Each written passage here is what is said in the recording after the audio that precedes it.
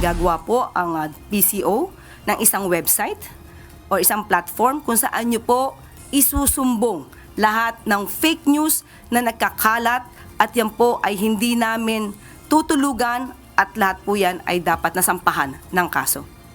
Tila nauubos na ang pasensya ng Malacanang sa mga kumakalat na fake news. Partikular dito ang pamamayagpag ng mga maling impormasyon kaugnay ng kalusugan ni Pangulong Ferdinand Marcos Jr.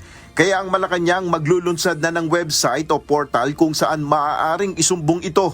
Kahapon lang, biktima na naman ng mga malisyosong ulat ang Pangulo.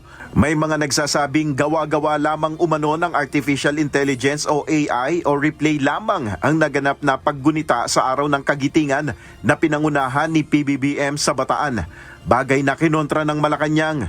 Yung mga matitino na taga-mainstream media, yung mga matitino na nasa social media, kayo na po ang magpatunay kung ang nakikita nila na ginagampanan na event o pinupuntahan na Pangulo na event ay AI lamang o totoo.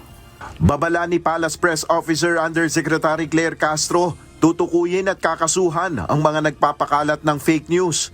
Binueltahan rin ni Jose Castro si Vice President Sara Duterte sa kanyang naging tugon ukol sa tanong sa estado ng kalusugan ni PBBM.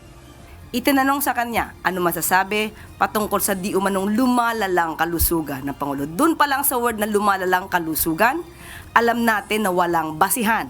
Pero itinanong pa rin sa kanya. Kaya ang nakuha rin natin sa Vice Presidente ay isang irresponsabling sagot. Good luck, with a smile. At lahat ng sa paligid niya ay nagtatawanan. Bilang isang Pilipino, hindi natin gawi ang mangutya, pagtawanan, ang sino mang may sakit. Lalong-lalo na kung ito'y ginagawa lamang.